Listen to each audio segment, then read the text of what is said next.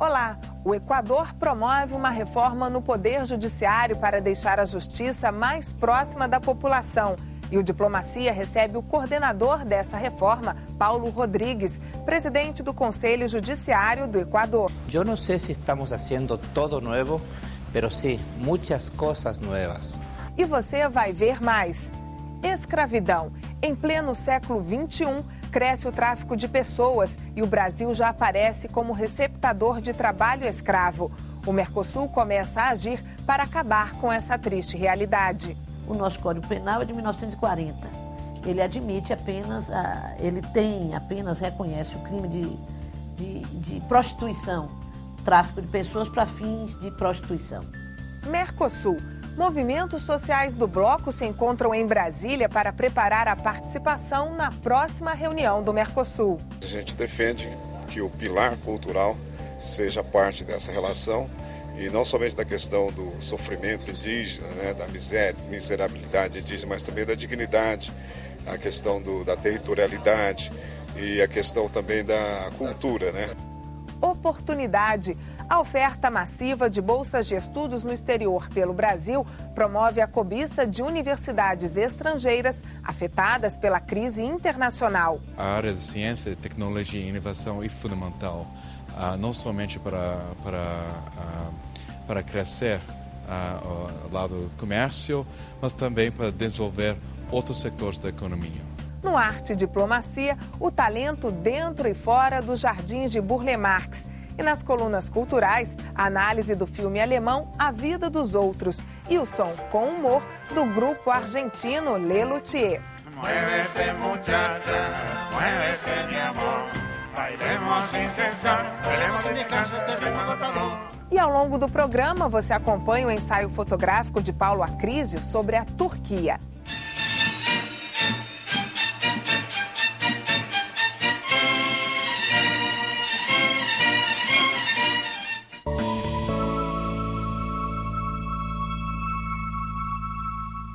O Brasil envia técnicos especialistas em combate a doenças em plantas e animais a 2 países vizinhos. Para a Guiana, vão especialistas em combate à mosca da carambola. Há um temor de que a doença atravesse a fronteira e atinja plantações no Amapá, Amazonas, Maranhão, Pará e Roraima. Neste ano, o Brasil já gastou R$4.500.000 no programa de erradicação da mosca da carambola. A outra frente é no Paraguai. Desde setembro, técnicos brasileiros já apoiam o serviço veterinário do país vizinho para verificar a existência de circulação do vírus da febre aftosa. A ação é uma iniciativa do Comitê Veterinário Permanente do Cone Sul. E está na hora de o Mercosul apostar mais na integração social, especialmente no momento em que o Paraguai foi suspenso e a Venezuela se juntou ao bloco. Representantes de movimentos sociais vieram ao Palácio do Planalto, onde estiveram reunidos.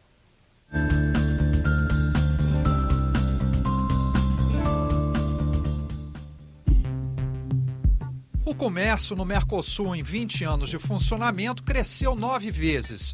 A corrente comercial brasileira com os outros países do bloco saiu de menos de 5 bilhões de dólares em 91 para mais de 47 bilhões em 2011. Mas enquanto o comércio avança, o Mercosul ainda precisa integrar outros setores, especialmente o social. Na educação, os países da região ainda não conseguiram harmonizar um sistema para facilitar o intercâmbio de estudantes. Esforços isolados, como o da Universidade Federal da Integração Latino-Americana, em Foz do Iguaçu, no Paraná, ainda precisariam ser replicados para permitir que se crie um livre fluxo educacional, como acontece na União Europeia, por exemplo. A União Europeia já fez isso. Desde 99, ele está em vigor um tratado internacional que faz com que os diplomas que são obtidos em um país tenham a validade reconhecida no outro, por uma certa unificação de estrutura, ou pelo menos pela criação de uma compatibilidade entre os regimes curriculares. Não acredito numa prosperidade simples do Mercosul, acredito numa expansão grande da política brasileira em benefício da democracia mundial. Nos últimos anos, países do Mercosul conseguiram avanços na inclusão social e não ficaram diretamente expostos à crise econômica nos Estados Unidos e na Europa. Mas a pobreza e a fome ainda atingem milhões na América do Sul. Essas situações vêm empurrando uma massa de migrantes que têm buscado oportunidade de trabalho em outros países. Movimentos de base que prestam assistência a esses trabalhadores, muitas vezes em situação análoga de escravidão, cobram maior responsabilidade das grandes multinacionais que atuam no Mercosul. Nós temos hoje 3 trilhões de PIB no Mercosul com a chegada da Venezuela. Mas para que serve todo esse PIB se ele não é revertido para as causas sociais, no combate aos problemas sociais? E assim também a responsabilidade social das multinacionais que estão no Mercosul, que hoje a maioria delas não tem nenhuma responsabilidade com os problemas sociais. Outro assunto social importante no Mercosul, mas que muitas vezes acaba ficando de fora dos principais debates, é a integração entre povos indígenas vizinhos. A posse e demarcação de terras, além da preservação cultural, são assuntos considerados prioritários pelos índios. A gente defende que o pilar cultural seja parte dessa relação, e não somente da questão do sofrimento indígena, né, da miserabilidade indígena, mas também da dignidade, a questão da territorialidade e a questão também da cultura, né? A integração social do Mercosul não se restringe a problemas e também apresenta oportunidades para os que sabem enxergá-las. A entrada da Venezuela no bloco é vista pelos baianos como uma grande chance de intercâmbio nas respectivas indústrias culturais. O Mercosul não deve ser só economia, só integração financeira, monetária e de mercadorias. Deve ser também trânsito de cidadãos e principalmente de ideias. Hoje também no Mercosul nós já temos programas de intercâmbio que permitem que estudantes de outros países venham ao Brasil e brasileiros também possam estudar na Argentina, no Uruguai e em outros países. O que eu penso é que é necessário divulgar um pouco mais. Falando em Mercosul, Brasil e Argentina querem que observadores da Unasul acompanhem a eleição presidencial do Paraguai em abril do próximo ano. Os dois países desejam assegurar-se de que o processo eleitoral será justo e sem fraude. E em Brasília haverá em breve reunião dos ministros do Meio Ambiente do Mercosul. O enfrentamento ao tráfico de pessoas já está definido como tema do próximo encontro do Mercosul em 2013. A proposta foi apresentada pelo Brasil e discutida durante a 17ª reunião especializada de defensores públicos oficiais do Mercosul. E esse é justamente o tema de hoje do dossiê diplomático, a triste realidade do tráfico internacional de pessoas.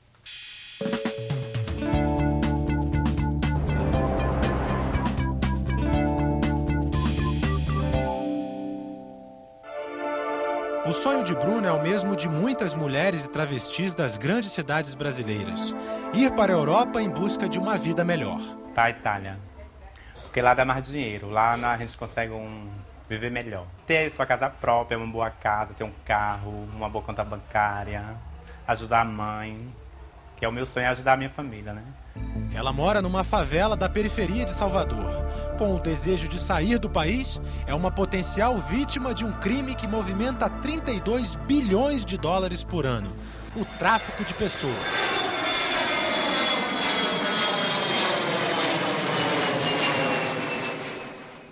Entre a prostituição daquela pessoa que se dispõe espontaneamente a praticar a prostituição, e ela tem liberdade para isso, é uma situação muito tranquila, mas e aquela outra que é levada ou induzida à prostituição? Nós temos uma situação muito complicada dos transexuais. Ao chegar no país destino, essas mulheres têm seu passaporte tomado, elas têm restrição de mobilidade e elas vivem em condições insalubres. E acabam tendo muitas vezes que fazer abortos inseguros, usar drogas devido às condições, né, do seu trabalho nos clubes ou nas boates. Para as Nações Unidas, a exploração sexual é apenas uma das finalidades do tráfico de seres humanos. Segundo um dos protocolos da Convenção de Palermo, assinado pelo Brasil, o comércio de órgãos e o trabalho forçado são outros objetivos. De acordo com o Ministério da Justiça, o tráfico sempre começa com um processo de convencimento. Promessas de um bom emprego, promessas para se conhecer um país, estudar uma língua, enfim, ter um bom salário, e muitas vezes são salários aparentemente vantajosos, em que essas pessoas, em uma situação socioeconômica ruim, aceitam sair da sua cidade, do seu país. Tem se utilizado muito a internet para o aliciamento de jovens, principalmente adolescentes, mostrando a eles vantagens ao deixar a sua cidade. Um levantamento do Ministério mostra que de 2005 a 2011 foram 475 vítimas no Brasil. 337 sofreram exploração sexual em países como Holanda, Suíça e Espanha. E 135 foram submetidas a trabalho escravo. Mas o Código Penal brasileiro só reconhece como crime o tráfico para a exploração sexual. A legislação ela é muito frágil. Na verdade, a legislação é muito frágil.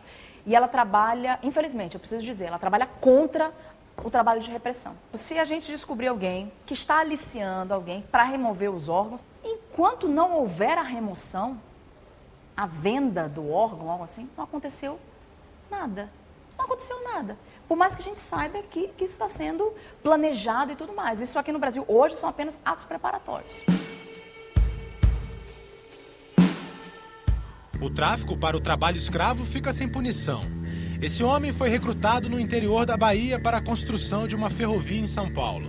Na época, estava desempregado. E foi como eles deixaram bem claro lá, que se a gente queimasse um dia de trabalho, que a gente não tinha direito à comida, entendeu? Então a gente só estava ali só para poder prestar serviço a ele, e eles não estavam nem aí para a gente. Se a gente morresse, para eles estava tanto fez como tanto fazia. Ele foi resgatado por uma das equipes móveis do Ministério do Trabalho. Todos os anos, elas vão em busca de 25 mil trabalhadores em condições muito parecidas com a escravidão no Brasil. O fazendeiro pagou uma multa e entrou numa lista suja.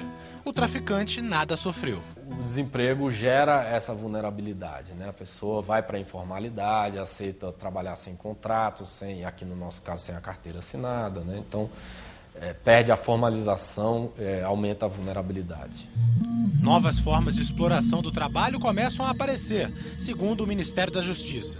Já há denúncias de que muitas meninas, elas são, e casos que foram até julgados, de que são recrutadas por agências de modelo para uma carreira nacional, internacional, enfim, e principalmente jovens adolescentes que são recrutados para times de futebol fora do país, e quando chegam nesses locais o que há é uma exploração dessas pessoas, principalmente a exploração sexual, mas não descaracterizando a exploração econômica, a exploração do trabalho desses jovens.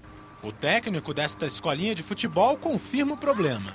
Empresários prometerem certas situações, certas condições para a molecada, e quando chega no destino final, muitas vezes não é aquilo que ele prometeu, muito pelo contrário. A gente sabe de casos que garotos fora do país já passaram necessidade, já tiveram que recorrer a consulado. Mas não são só brasileiros as vítimas. Com o crescimento do país, cada vez mais trabalhadores estrangeiros são trazidos para cá e submetidos às mesmas explorações. É o caso de bolivianos resgatados de oficinas clandestinas de confecção em São Paulo. Elas forneciam produtos para grandes marcas internacionais. É declarada extinta desde a data desta lei. A Conferência Nacional dos Bispos do Brasil, por meio da Comissão Pastoral da Terra, faz campanhas contra o trabalho escravo, mas defende o direito de migração do ser humano. Como é que você vai negar o direito da pessoa buscar um emprego numa outra região do país em que ele possa ganhar um pouco mais e suprir as suas necessidades? É o direito mínimo. Para o padre, o combate deveria ser em outra frente. Eu acho que existe toda uma mentalidade, um sistema de acumulação de capital hoje, né? que justamente prioriza o lucro a qualquer custo, né? Ou seja, um sistema de concorrência, né, que faz com que você ganhe, não em função da qualidade do produto que você faz, você ganhe em cima, né, do cerceamento dos direitos do trabalho. Um cerceamento da qualidade de vida do trabalhador. No Brasil, o crime de tráfico para fins de exploração sexual é punido com reclusão de 3 a 8 anos, segundo o Código Penal. Países vizinhos, como o Paraguai, já aprovaram no legislativo penas mais duras. Lá, ela pode chegar a 20 anos se o crime for praticado por integrante da família da vítima. A relatora da CPI, que investiga o tema no Senado brasileiro, diz que é urgente atualizar o código. Nós estamos apresentando o relatório da CPI com uma proposta de lei, né, que também avança nessa tipificação. O nosso Código Penal é de 1940. Ele admite apenas, reconhece o crime de tráfico de pessoas para fins de prostituição. Ele não alcança essas novas formas de tráfico. Segundo a senadora, também existe uma subnotificação dos casos. A CPI pretende apresentar o relatório com alguns pedidos de providências a órgãos que combatem o tráfico de pessoas. O primeiro, a prevenção, depois a punição do traficado, do traficante, melhor dizendo, e depois a proteção daqueles que foram vítimas do tráfico e que precisam ser protegidos. E muitos deles precisam de uma proteção especial, até para ter condições de denunciar o traficante e o tráfico e poder ajudar o governo a conter o crime.